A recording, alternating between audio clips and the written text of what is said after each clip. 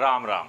सरस्वती ज्योतिष विज्ञान institute of astrology में आप सभी का हार्दिक स्वागत है। अगर आप इस चैनल पर नए हैं तो इसे सब्सक्राइब करें, वीडियो अच्छा लगे तो लाइक व शेयर करें।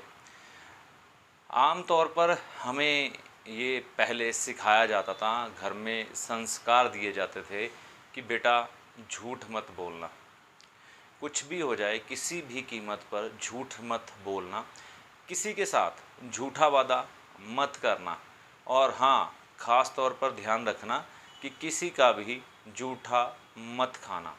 तो यहाँ पर ये मकसद कभी भी नहीं रहा किसी का कि किसी का झूठा नहीं खाना, इसके पीछे जात पात की घृणा फैलाई जाए। मैं इसके सख्त खिलाफ़ हूँ।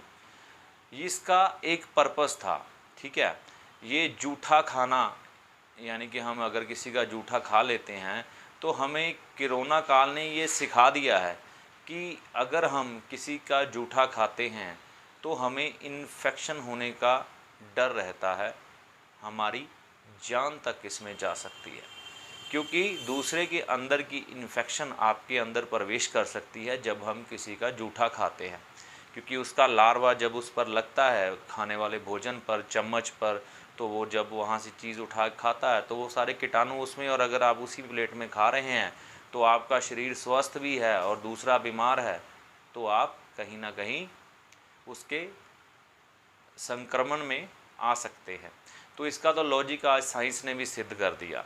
ज्योतिष शास्त्र या हमारे ऋषि मुनि, हमारे ब्राह्मण, जिन्होंने नियमों का निर्धारण किया, जीवन को जीने की कला हमें बताई, जीने का ढंग बताया, तो उन्होंने ये बातें हमें बोली कि किसी का भी झूठा मत खाना, झूठा वादा नहीं करना। जैसे प्रभु श्री राम के लिए एक कहावत मशहूर है, प्राण जाए पर वचन न जाए, मतलब सोच समझ के कोई वचन किसी को देना, कोई झूठा वादा मत करना, और झूठ किसी से भी नहीं बोलना। तो ये तीन चीज़ें अगर आपके अंदर हैं, यानी कि आप किसी का जूठा भी खा लेते हैं, आप अपने वादे के भी पक्के नहीं हैं, ठीक है, और झूठ भी बोलते हैं, तो आप एक बात अपने दिमाग में रखिए कि अगर आपका सूर्य, जैसा कि आप इस चित्र में देख पा रहे होंगे, ये खाना नंबर 11 है। अगर आपका सूर्य खाना नंबर 11 में है तो ये सब चीज़ें आपको बहुत भारी पड़ने वाली है। क्या नुकसान दे सकती हैं ये आदतें? ये आपकी संतान की हानि करेंगी, आपके स्वास्थ्य को खराब करेंगी, और घर की सुख शांति भी खराब करेंगी, और आपके मान सम्मान की हानि तो अलग से होगी ही होगी। तो ये जब सूर्य खाना नंबर 11 में होता है तो उस समय बोला जाता है किसी का जूठा मत खाएं, झूठ मत बोलें, और झूठा वचन किसी को ना दे। तो वैसे तो ये सूर्य खाना नंबर 11 की कहानी है, लेकिन हमारे संस्कारों में ये चीज़ इस तरह से बताई गई है, जैसे प्रभु राम जी के साथ जोड़ के, प्राण जाए पर वचन ना जाए, मतलब किसी से भी कोई भी वादा सोच समझ कर करिए। मतलब जब हम अपना वचन नहीं निभाते तो ये राहु की आदत है, जो अपनी जुबान से फिर जाता है वो राहु होता है, झूठा। और झूठ बोलने वाला भी राहु है, ठीक है। और जूठा, किसी का भोजन जूठा हो गया, वह अब हम जूठ खाते हैं तो वो भी राहु की है।